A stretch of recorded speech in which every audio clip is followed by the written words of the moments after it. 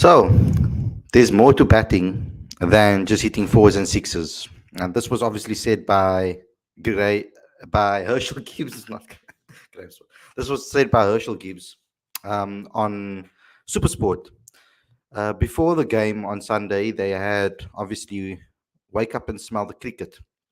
And it was a panel with Pommy, Neil McKenzie, and as well as Vernon Philander and Herschel Gibbs. And they spoke particularly about T20 leagues, earning money in T20 leagues, how that's become kind of a priority for most players to try and make a living out of the game, and the importance of it for the survival of cricket, and is it really that important for the survival of cricket, and how important is it, and how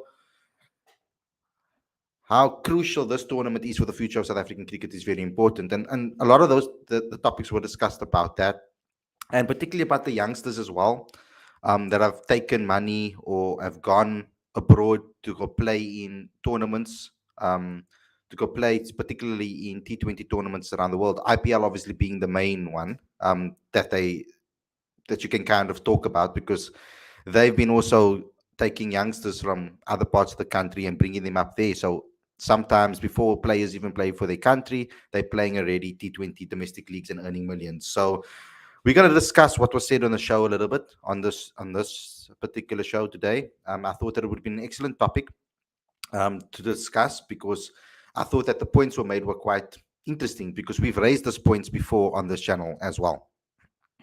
So I thought that it would be interesting to actually highlight this, talk about it, see what you guys have to say about it in the live chat. Hopefully we get the panel on as well. I've sent the links out to the guys. Let's see who joins, who is available to join. And yeah, I think this would be a good topic to discuss. I'm going to give my opinion as well about it as well, and I want to see what your opinion is too. But before we get going, before we get started, as per usual, I'm always going to ask you to do a whole lot of different things that I need you to do. And first and foremost, what I want you to do is to please subscribe to this channel. Very important that you do so, because our subscribers are going up.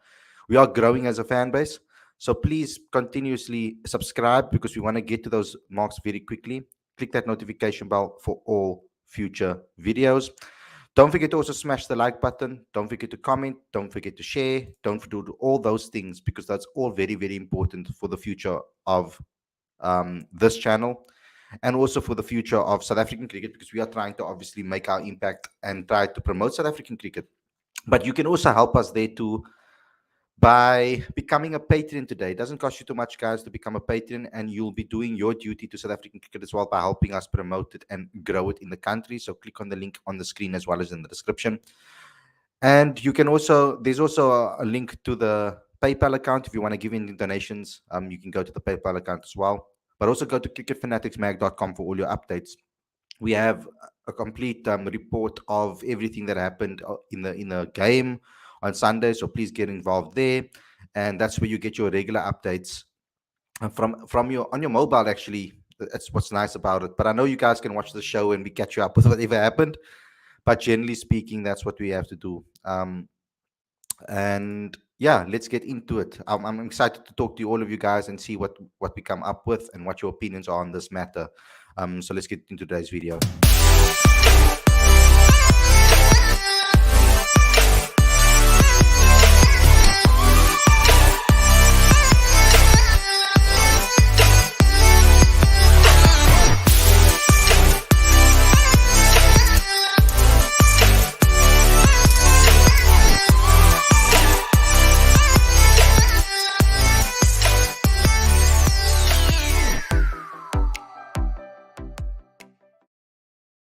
A very good evening and welcome to Cricket Fanatics Magazine. This is your daily show. I'm your host, Khalid. This is the show where we talk about all the major talking points in South African cricket. And how's it, guys? Series winners. How are you guys doing after that amazing weekend of the Proteas obviously winning against England? We saw some excellent cricket being played. Great for us to see that. Let's continue talking about what is going down. I've got Aditya that's with me right now. He's joined us too. Interesting to talk about this topic because I watched it the morning of the show, and And I was listening to what Herschel Gibbs particularly had to say because I was very interested in that. I mean, obviously, we all know that he's now part of the SuperSport crew. It's going to be interesting how they're going to monitor that because Herschel has excellent but honest and straightforward opinions about the game. And sometimes they might, I don't know if they want to filter him sometimes or not, but that might be the case on Supersport. I'm not so sure if they're going to do that or not do that, but I generally mean, speaking, hopefully not. yeah, Hopefully not. hopefully not, yeah, because generally speaking, they are quite safe. So hopefully they don't filter him. But basically, let's talk about that particular show because generally speaking, what they spoke about was the T20 League and how it can be an important, obviously, an important aspect of South African cricket to try and promote youngsters, to try and obviously give people opportunities. But a particular topic came up, and that was specifically about youngsters that haven't played international cricket, specifically that going over to T20 leagues and earning millions already before they even played a game for their country. Now, Herschel particularly mentioned two names. They were speaking about, of course, Deval Brevis, Tristan Stubbs as well, maybe as a future star as well. Now that he's been picked up by the T20 league as well, playing for the Mumbai Indians. But they also spoke about Marco Janssen, and Herschel specifically highlighted Marco Janssen. There was a big craze about him. He played Test cricket for South Africa, and then since then he said that he's kind of declined in a way, you know, and he feels that going to the league that early might have stunted his growth or his yeah, his growth. Basically, that is what it is.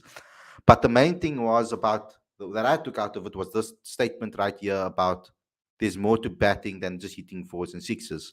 Now Herschel Gibbs was talking about specifically about batters and David Warner, he said that David Warner was found as a T20 player, but he himself has said how much first class cricket made him a complete batter, and he's afraid, or I wouldn't say afraid, but his warning was that batters are not going to become complete batsmen if they're going to be going early and just playing T20 cricket, because T20 cricket doesn't really teach you all the other aspects of cricket that really makes you an holistic player. And that was my argument for protecting Deva Brevis, for example, because I think that he can play all formats for South Africa. I don't only want him to become a T20 player. I would like to see him play Test cricket, one day internationals, as well as T20 cricket. But he can't learn his game for Test cricket in T20 cricket. He can't go out there playing that style of cricket. There are certain aspects that he needs to learn from getting the experience from first class cricket, from getting that experience from playing international cricket. And they compared someone like Deva Brevis' career and Marco Janssen and the way they went about going straight to T20 leagues before even playing a full season of first class cricket and before even playing a games for South Africa, full games for South Africa.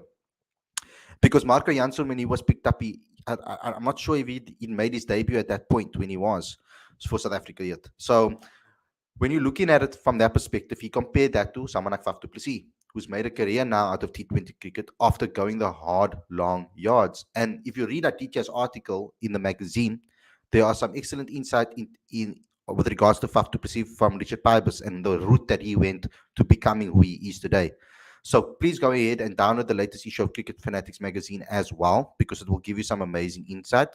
It is 100% free straight to your inbox every month. That's the front cover. Rassie van der Dussen feature is the main feature. But just to give you some insight on that, and they believe that the way Faf did it was great. He played his first class cricket. He worked hard to get into the national team, and then he got picked up by leagues all over the world, and now he can kind of unwind and set himself up for life. But you heard Herschel Gibbs' statement, Aditya. What was your thoughts on the statement that he made? Before I comment on Gibbs's statement, I would refer all of our viewers to all the interviews that we have done with South African cricketers, domestic and international, because the one question that we have asked consistently, particularly to the batters, is has red ball cricket improved your white ball game? And there hasn't been a single cricketer who hasn't said no. That should tell you how important it is to be a good red ball player in order to be a good white ball player. And I think Gibbs' statement is just testament to that idea that it's important to be uh, it's important to be a holistic player, and that will get you your T20 accolades. But the way to do it is by actually spending time in the middle, because if you're just playing T20 cricket, you actually don't spend enough time in the middle to be able to improve, in Herschel Gibbs' words. So I completely endorse that sentiment, and it's something that we've been chatting about for a long time on the show and in interviews with the players. And I'm sure that a lot of players would agree with that as well. Yeah, and particularly with batting. I know he used Marco Jansen as an example when he was explaining the situation and what he was trying to get across. But I wouldn't use Marco's a little bit of an exception, I think, to the whole situation, because Marco has unique things that you can't really find, and I mean, with regards to his height, his left arm seam as well, he has a couple of unique things that makes him special, and he he played for Mumbai Indians, and then he left and he went obviously to Sunrisers Hyderabad, and it's a different story over there, of course. So he's been at two different teams within 2 years. South Africa, with regards to white ball cricket, I don't think he's left out of the team just because he's been bowling poorly. I feel it's more also because of other players that have also come into the mix that are ahead of him, like Dwayne Pretorius, Wayne Parnell. You've got, and of course, at the moment, they're also picking Andile ahead of him. So it's weird, the situation with regards to that, that he used that one as an example. But I can understand from a perspective of, um, I can understand with a perspective of actually money, how money can change that, because these players will almost, I feel like it can entice you to want to give up playing, doing the hard yards and doing the rest of the things to become a holistic player. And I can see how that can stunt your batting, um, because first class cricket, like I've said before, it teaches you lessons that other formats can't teach you. The patience game is so important, um, and that will be key to anything.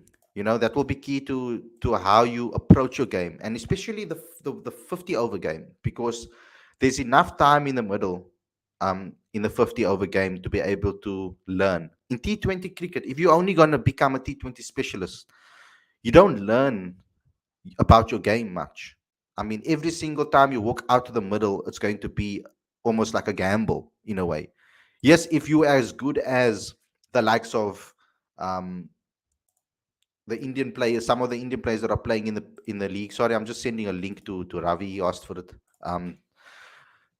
Yeah, if you look at some of the T20 specialists now to this day, you can see that they have learned from playing first class cricket and playing for their countries, etc. Now you do get some guys that never play for their country, but they definitely would have played first class cricket with regards to in India.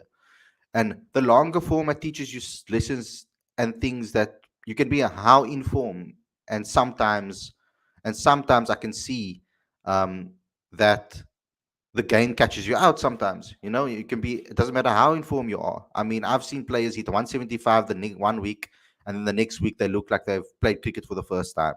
Like, it's crazy how what first class cricket can do to you, what you learn about conditions, what you learn about the ball moving. um, and the fact that there's so much money in it, that's kind of the reason why people have sacrificed and gone and done and made the decision, because there is so much money. If there wasn't that much money in it, I don't think people would have been picking T20 cricket. I don't think they would have done that for their careers and said, okay, this is the best format to help me as a batter and improve me as a batter. I can see how T20 cricket can elevate your batting take your batting to the next level. So if you have a base and then you learn T20 cricket, I can see how it can elevate your game at that point. But you need to have some sort of basics behind you. You have to have some sort of base behind you before to elevate you into that next level. And most of the time, I think maybe openers and number threes will benefit more from T20 batting than the rest batting down the order. So no one can tell me, and if you're going to say that, no one can tell me that they went to T20 training and then they could play Test cricket. Um, I don't think that is a that sounds realistic to me. Um, so Aditya, what's your thoughts on that particularly? Yeah, I was just gonna add to that because what we're trying to do here in India is that we're trying to establish a system where IPL form does not count towards selection in the ODI or even the Test team.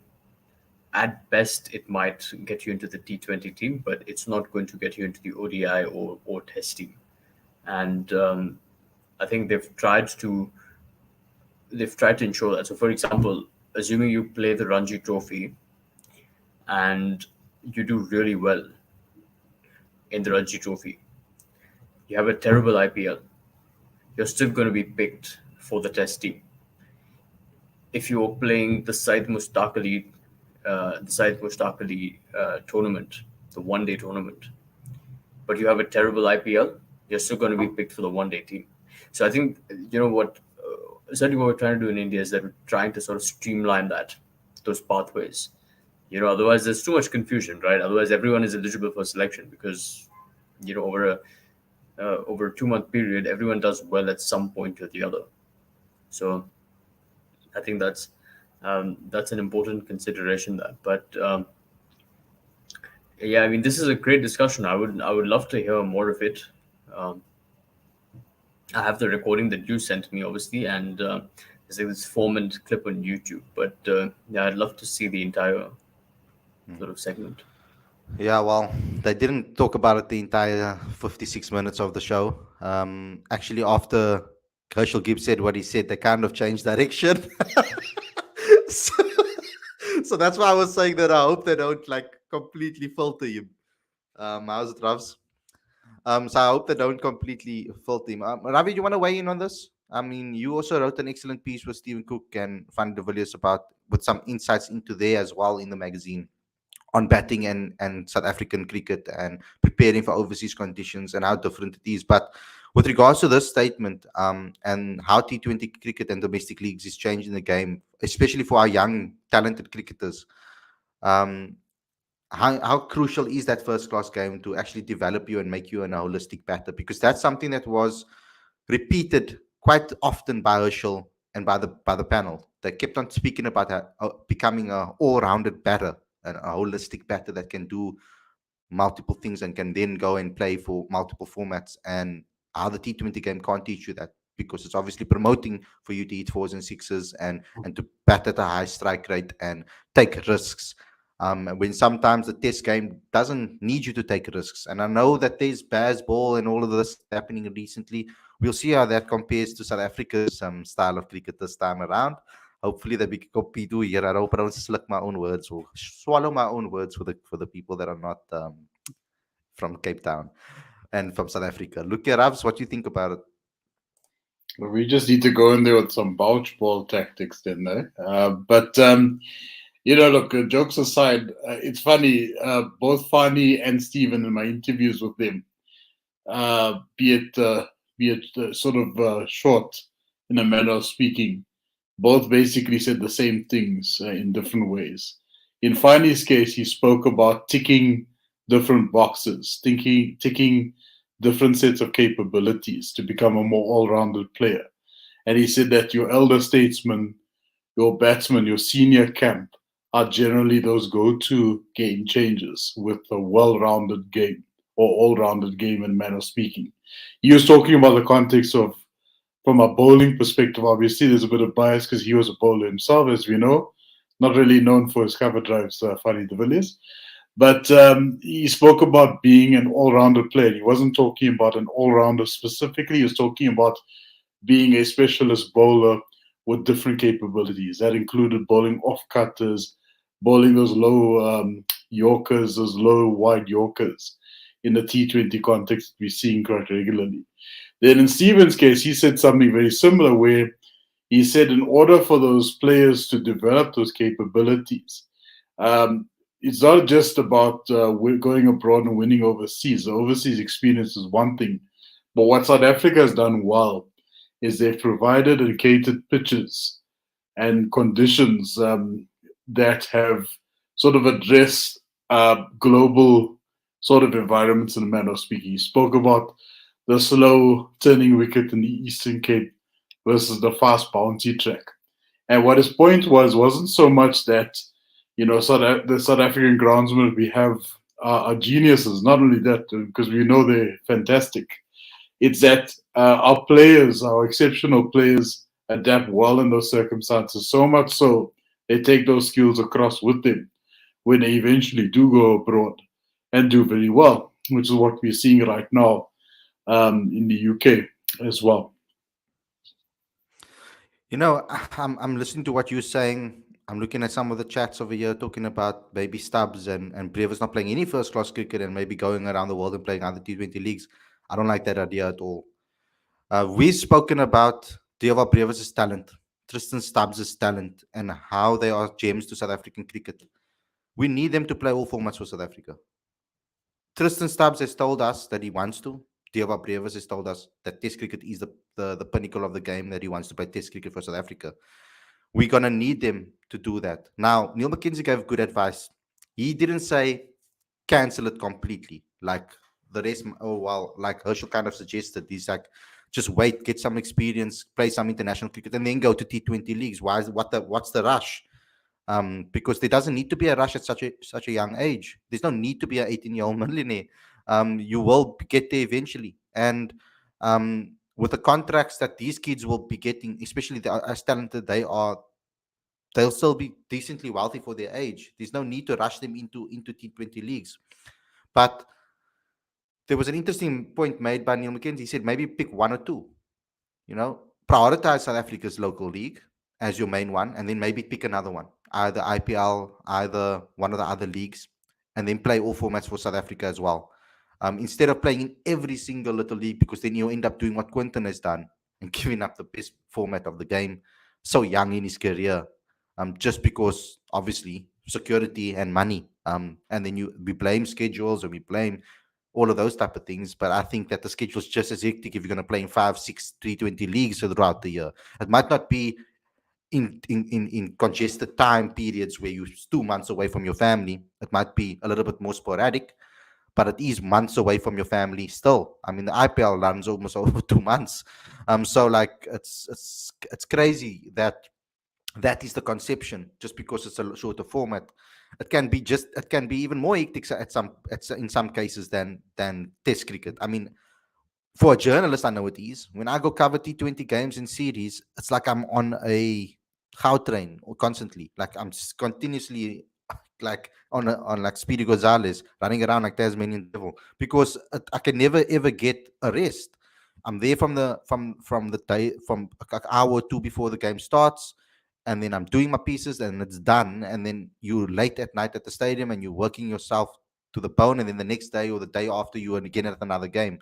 Whereas in Test cricket, you have plenty of time to recover, recoup, relax, etc. So you play your 8 hours, yes, throughout the day, but you have time to like chill afterwards. Where it's T20s, it's crazy all the time. So I like Neil McKenzie's advice to maybe pick one or two, and then maybe as your financial almost, because those are kind of your financial securities. Those one or two tournaments can be your set you up, and then you obviously play for your country, which is supposed to be still the pinnacle of cricket. Yeah, definitely. And if you look at international players who have successfully managed their national team careers with participation in leagues, they've basically picked one or maybe two leagues at best, and they've been able to do all three formats for their countries as well. So I think Josh Butler is an example of that. Obviously, he got dropped from the Test team because of form, but he was basically playing all three formats and the IPL, and possibly I think the 100 and the Vitality Blast in the UK, but that's about it. Those didn't really take up huge pockets of time from his schedule, but he's an example of a player who has been able to do that.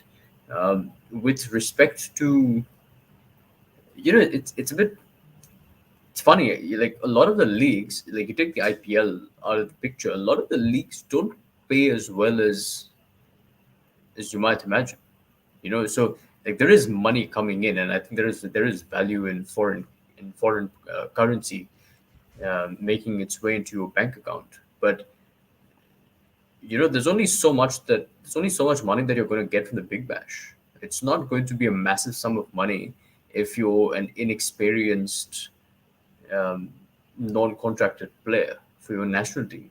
Like I think even when AB de Villiers played for the Brisbane Heat, the Big Bash, I think he made like $200,000 or $300,000, which is a lot of money. But you compare that with the $2 million that he got from the IPL, and there is a gap there. So yeah, I don't know. I would be very interested to see what the economics are for them. I guess it's more the case for youngsters because I mean I remember when the Global T20 League was created, there were certain players that went from like semi-pro contracts earning like under 10 to millionaires in a space of a couple of months, and it was insane. I remember the craze around it, and I remember the players how they felt when the tournament happened, and there was so much money that they saw and they didn't know what to do. Obviously, some players didn't know what to do with it. I mean, I interviewed some of the guys. I'm like, "What you gonna do with all the money?" They're like, they have no bloody clue what they're gonna do with it. It's a sudden increase, and even if something so small like a global T20 league in its first season changes your life as a teenager forever. And the IPL, they obviously going to find talent like the young talent that we have in South Africa, and they're going. Obviously, they know the monetary value in that, and it's so enticing to say no to that. I just hope. And Daniel said it in the chat as well. Here, he said his worry is that Pro 20 money is getting players to only play T20 game in all the other formats, and that is Herschel Gibbs' worry as well. It came across to me because, and also yeah, it's gonna kind of kill the like I said. I obviously want to see all our talent play Test cricket and international cricket for South Africa, and I can see how this can be a problem. I really can. I mean, it can also destroy a cricketer's career because it is so you in T20 in IPL cricket the margins of error are so small. If you don't perform, you get dropped and you're out of there. Especially if you're an overseas player. So what happens when they go through those dry spells? I mean, Deva Brevis didn't see the rest of the tournament after that. After that, he played a couple of games, and then boom, nothing after that. So like you're just chilling there. What you gonna learn from that? Like besides taking the money home, and I think they need to weigh that options up. Do you want a quick salary over a short space of time, or do you want to have a sustainable lifestyle where you are playing, representing your country, playing in one or two leagues, and you have a holistic lifestyle that is sustainable? Because just as quickly as you get the money, that money can disappear like that. Um, I mean, we've seen the likes of Mike Tyson throw away his money of the bigger multi-billionaire within in the space of a couple of like in a year, 2 years. So If that if I'm not mistaken, the South African T20 league has got a cap of $300,000, right? I That's didn't actually. what I've been I don't hearing. actually know. Oh, I didn't. I don't actually Okay, know. To be honest, because I think young you South might African get me. players getting paid $300,000 is massive, and If we were earning $300,000, guys, we would be building flipping nets in the township. Like $300,000 is a lot of money, especially if you yeah, convert it to rands. yeah, Like I mean, that's the thing. But South that Africa is different because the rand is so weak. I mean, it's different for an English youngster because they're actually not earning less. Actually, if you think about it, because because if they play in the big in their own leagues and stuff, they'll be earning a decent amount of money in pounds. But if they're going to earn in dollars, it's not going to be as much. So it's a bit different for them, different for people that maybe from the same country. Um, but like I said already, an example for the Global T20 and Mzansi Super League as well, it changed people's lives because you are earning quite a bit of money. It's not like you're earning because the domestic salaries are not that great unless you're a senior and have been in the system for a very long time. Otherwise, the money's not that great. So I hope that players like Deva Brevis, players like Marco Jansen. I think Marco Jansen's on a different trail now. He's played Test cricket now. He's played one day internationals. He's played T20 cricket. He's on the right path. South Africa, I think, will manage him correctly. My big worry is Deelwald. That's my big worry because everybody's going to want a piece of him because he's very marketable. And the marketability alone with regards to how much shirts they can sell, with how much game tickets they can sell, with regards to the billboards and everything. There was a who said it? Was it? I think it was it Neil McKenzie or was it Vernon that said it? One of them said it on the show. They said, for example, with the Bray Shamsi, when the Bray Shamsi was a youngster, he wasn't being picked by South Africa yet, and then they went to the CPL and they saw billboards of the Brays everywhere. He was like a superstar there. Um, so and he hasn't yet played for the country, and how that can change that. But you need to have a certain head to screw. You have to have your head screwed on right because we're gonna need a player like Deerwald, definitely in Test cricket. That number 3 position, if he can really play, and I hope that he does because he can become an icon in South African cricket. And I hope that his parents and his support group and the people around him give him that advice and say, you know what, it's not going to go away. And I believe that it won't because if he performs for South Africa like we believe he will, they will pick him up. They have no choice. So I feel that he must pick one or two and maybe they stick to that because now he's going to play in other leagues too. He's going to play in the big, perhaps he's going to play in the hundreds and the other things as well. They're gonna look for him everywhere, and I hope that he just does keep his focus and plays first class cricket for the Titans and really starts to develop his game because he can become so much more talented than he currently is. Yes, he has raw talent right now. He hits the ball well. He has natural timing. He has a great pose. He's attacking batter. He has the right mentality. But first class cricket will take his game to a whole different level. He'll become an even greater batter, I think, by playing first class cricket and playing for South Africa first before they. Okay, that's too late now because they've already picked him up. But at least first class cricket. I hope that he plays that for the Titans, or if not the Titans, somewhere else. Hadn't Bravis signed up for the LPL and the CPL? I know he's definitely confirmed for the Lanka Premier League, but obviously that was postponed or rescheduled because of the economic crisis in Sri Lanka. Uh, but I think it also signed up for the CPL, if I'm not mistaken. I don't know. We must check because, like Lorenzo and Justin, I like what Justin suggested here. I think Brevis should only play IPL in the new T20 league. That's enough money for him. It is. It's more than enough money for him. IPL alone is enough money for him. Like literally at this time. And Lorenzo obviously saying as well as his guys, just imagine if Brevis selects the big bash ahead of the tournament.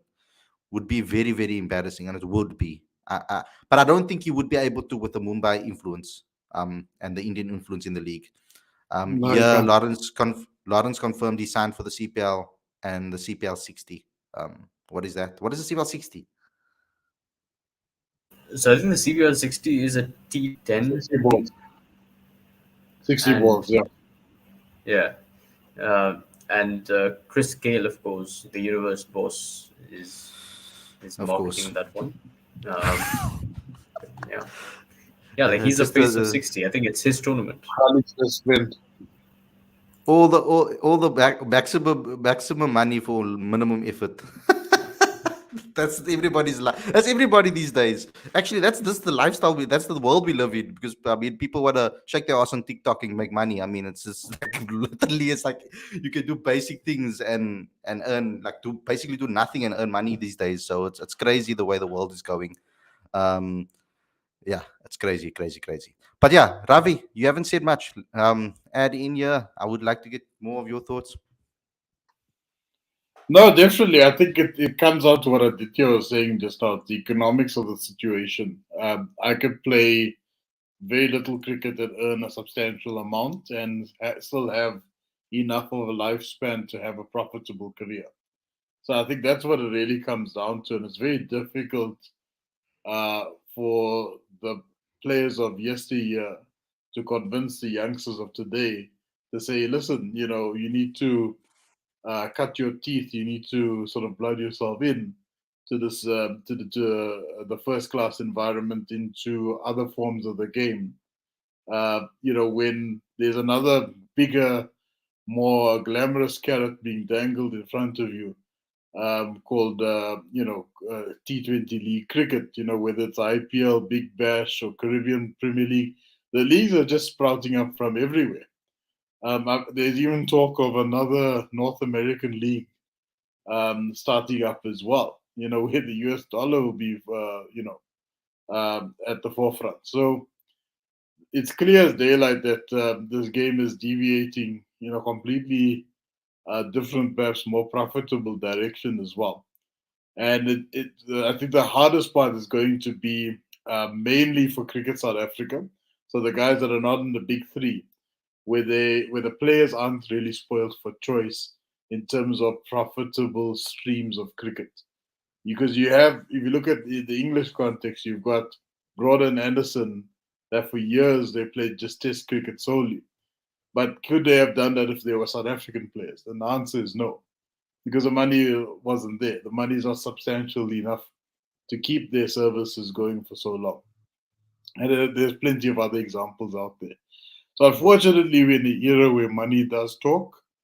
And I think the objective is going to come down to critical areas of influence, like you're saying, Khalid, parents, teachers, coaches, uh, fellow players as well, to sort of egg and to encourage the likes of Brevis and many other players that we know that are fully Yeah. talented to pursue the longer formats of the game, because those games will obviously stand to benefit a lot having those guys there.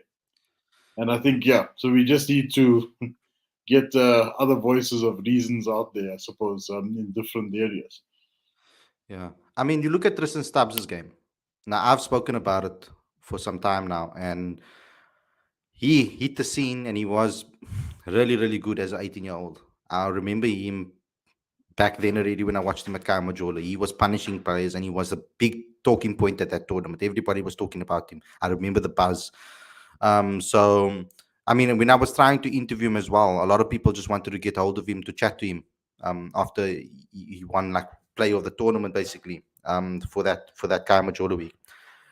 But his support structure and whoever was there with him, he played a full season of first class cricket. He's played one day cricket, one day cup cricket. He's played the CSA T20 Challenge. He's played CSA Knockout. He's played a full season of domestic cricket and then went to the IPL. And now he's playing T20 cricket for South Africa. And you can see how different his game is if you compare it to a likes of Dilva Brevis. You can see a little bit more of a maturity um, with regards to his decision making.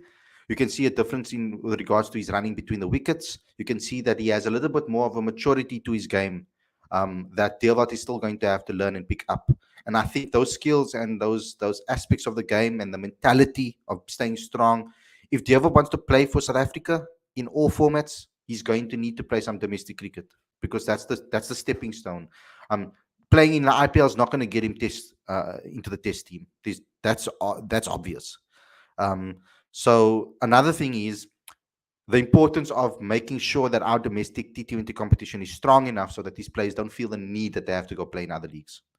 The other leagues can be a bonus if there's time free, but I'm hoping that the CSA T20 league, or the SA, whatever they're going to call it, that the T20 league is going to be strong enough for us to be able to at least have our players only pick that in the IPL.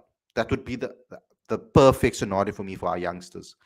But I urge all youngsters out there, if you're watching this show, to get some first class cricket under your belt, because I promise you it will help develop your game in a way that you will only realize once you've done it.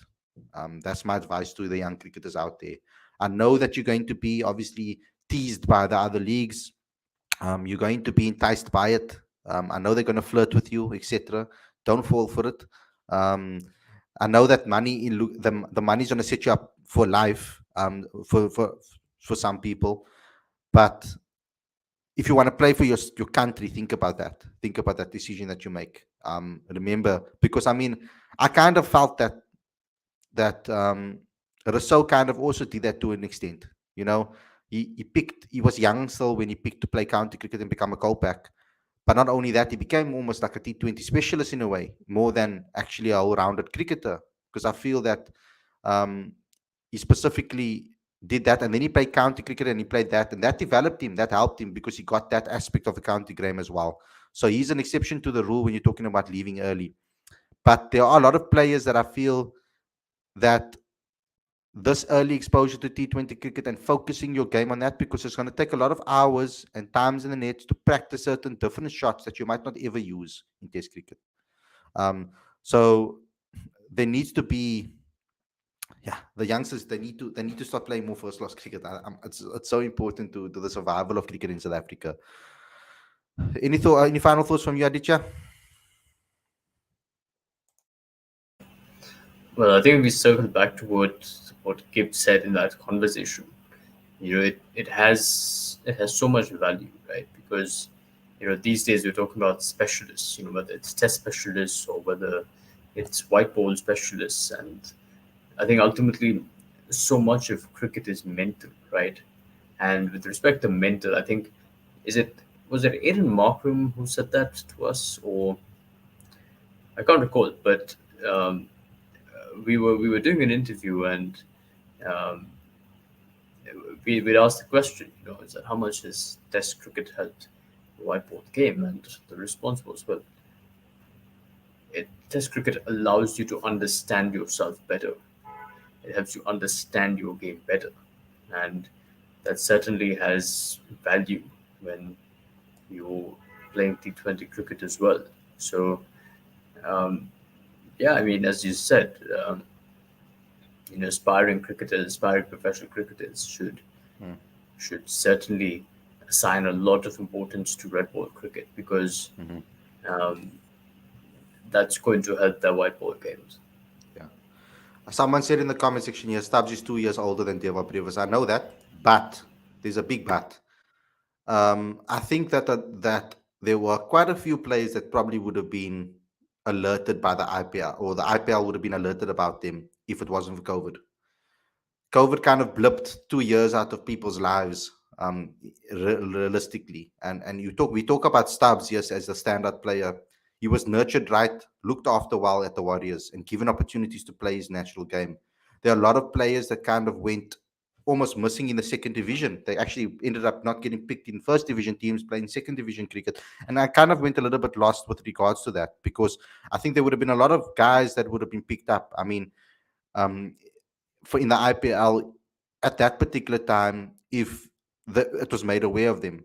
Brevis got lucky with the World Cup. I think that World Cup actually put him on the market. I don't think the IPL would have necessarily been interested in him if they just saw him play for Kaimajolo Week and all the highlights on SuperSport schools channels on YouTube. I think it would, the fact that he played the way he did against India as well in the World Cup, made a massive difference. Sorry, made a massive difference to them. Obviously, looking at him and saying, "Okay, look at this guy," and then the AB buzz around him too. That was a major factor. We can't deny that was a major factor. So yeah, that did blip. That I call it a blip, almost like in the Marvel Cinematic Universe. That COVID was like a blip because like 2 years was like almost lost with regards to seeing talent and finding out about talent. So I need to go back again, go back to that Kaya Majorda week. Remember the players that played in that. Go find out where they are now and go do some catch-up sessions because was amazing talent that year. I remember that one very clearly because it was here in Cape Town. So I remember that tournament quite clearly. How good that Kai Majority Week was. Even though I did go to the one in 2016, when you see the likes of like I saw the likes of Vian. I think I saw Vian Mulder that year. Was he 20? When was he 2016 that year? It was at Saints, and there were quite a few. Aishel Kluti played in that one in Joburg. I can't remember everybody that I saw that year, but yeah, there was a lot of. Sinitemba Kashile was in that year. Jason Niemand was there.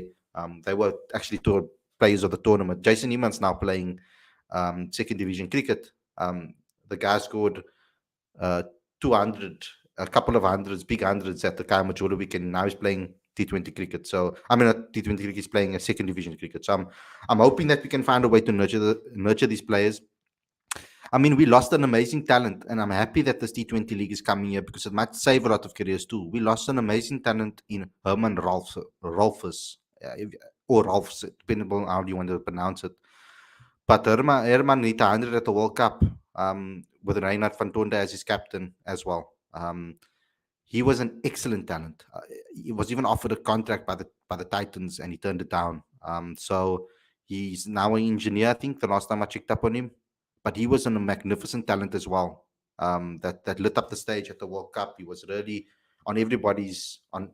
Everybody was talking about him as well, and I really thought that was going to be something that he goes to. But when you get a guy that is that smart that can get engineering money, and he has to pick between that and a semi-pro contract, unfortunately, people are going to pick the money first, and I understand why they do it, but it's not going to necessarily be the best decision for these youngsters to pick that. I can understand if someone at Quinny's age decides, you know what, I think it's time for me now to just play T20 leagues and set myself up, or if they get into their 30s, that they make that decision. But so young in their career, when their game hasn't fully developed, when you could have reached so many more heights, you can have reached much higher heights by doing the hard yards in domestic cricket and developing your game. So I hope this is going to be very important. Very, very important, this league.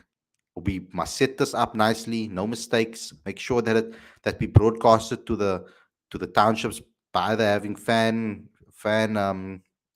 parks, etc., to be able to maybe show the game, spread this game to more people.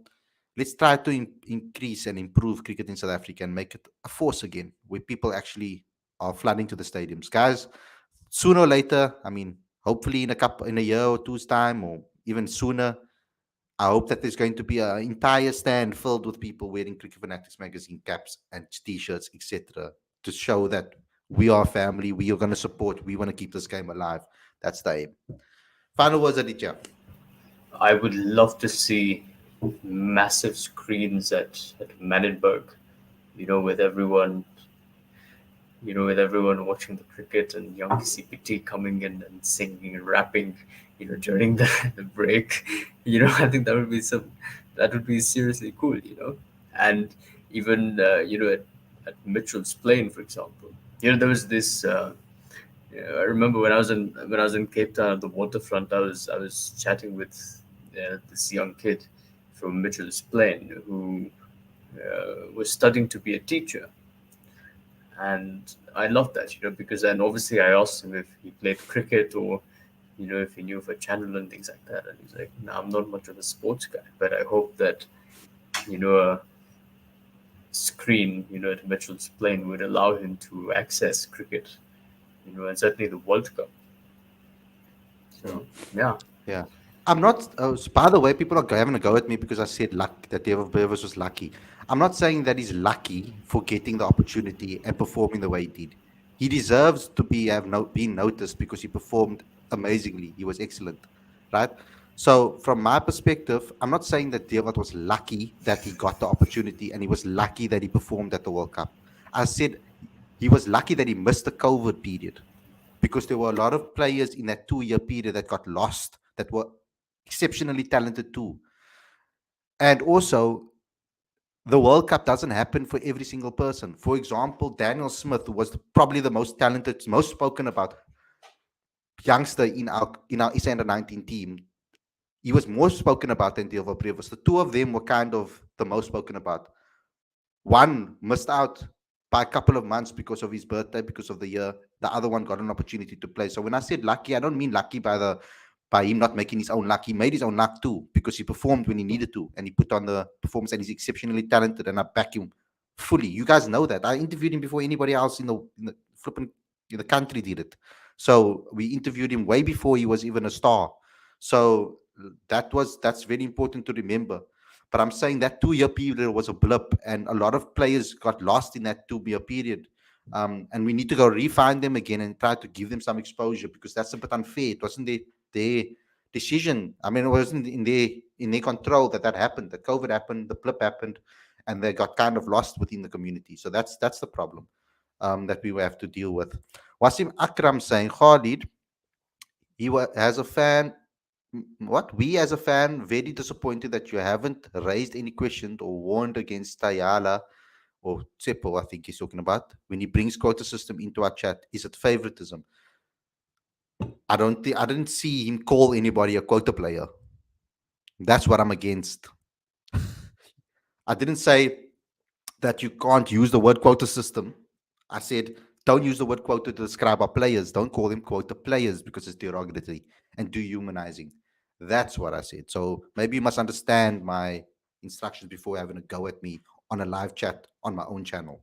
If you don't like it, move on. Um, South Africans are not known for performances in ICC tournaments, but Deva Previs performed, and but he's not the only youngster to have performed. Yes, he was the best out of the in this Best battle of the tournament, tournament, I think. best batter at the tournament, best of basically of all time, in the under 19 team. But there have been other youngsters that also made a name for themselves at under 19 tournaments, like Wayne Parnell. And I think you guys might not know that, but Wayne Parnell, when he went onto the scene, he was an all-rounder, so he wouldn't have gotten the same, you could say, the same amount of chances to be able to show his skill, for example, both bat and ball evenly because he's an all-rounder, so he bats lower down the order. But after that, he was, I don't know if Aditya will remember this, but there was a massive, massive price tag on his head. He went to the IPL as a youngster. JP Duminy was talked about. You guys want to talk about Delva Brevis. When JP Duminy came onto the scene as a 16-year-old boy playing with the likes of Herschel Gibbs, Jacques Callis, all of those people at Province, etc. Sachin. I mean, Sachin Sunduka as well is another option, yes. But I'm talking locally from South Africa's point of view. JP Duminy was seen as he was like this youngster that came through. It was amazing. You could have to see the type of cricket he was playing as a teenager. I can get a lot of journals on here to speak about what that looked like. But that time we didn't have social media. That time we didn't have Twitter. We couldn't blow him up like we blew up Delva Brevis. I mean, to an extent, social media also had played its part, being able to watch the replays over and over again. Nobody was there when you were watching JP Duminy hitting double centuries as a youngster, or centuries as a youngster, in front of a crowd actually at Newlands, etc. So it's different this time than back in the day. Daniel saying under 19-year-old Paul Adams. He started in the All Whites team as a 19-year-old. So there have been very talented players besides Brevis in South Africa. AB de Villiers was very highly spoken about as well. Don't forget that Delva Brevis learned majority of what he knows from AB de Villiers. Jacques Callis, another player, youngster. Herschel Gibbs, another youngster that lit up the world. So we've had many, many young talents. It's just that from example, from the time that we're living in, towards an extent, he is a little lucky towards an extent that he's living in this generation where things get blown up the way it is, and also to an extent the way we've seen him have the opportunity. I mean, he went on to be excellent in this tournament. Of course he was. And I don't disagree that he deserves his opportunities. And not at all. I honestly believe that he does. But yeah, like I said again, I think some players were a little bit unlucky in that 2-year gap because Tristan Stubbs was excellent at the Kama week, and literally the following year, or the following year basically, because Kama week's at the end of the year, so of 2018. So like literally almost the following year, you're talking about a guy that that nobody knew about until we saw him playing in T20 knockout competitions. The rest of the public, of course. Yeah, I mean, he was much talked about. If you speak to the people in the Warriors region, PE region, Eastern Cape region, they would have known Tristan Stubbs' name because he was making waves there. So yeah, Aditya. Okay, I think that's the end of the show. Thanks a lot for tuning in, everybody. I hope you guys enjoyed this episode. Don't forget to download the latest issue of Cricket Fanatics magazine. Monthly, it's free. Straight to your inbox every month. Aditya has an article in there. We've got quite a few articles in there that are very interesting. So please go and download that as well. Also, smash the like button, comment, and share. And also subscribe to the channel and click that notification bell for all future videos. That's very important too. And also to become a patron today. That's how you help us grow South African cricket. Aditya, you want to say anything before we go? Peace out, guys. Short. Thanks a lot, guys. We'll see you again tomorrow with another daily show. Stay safe. Comment in the comment section after this video is live. Lorenzo, Lawrence, all of you guys that are regulars on the show. Dex, all of you guys that are regular on the show.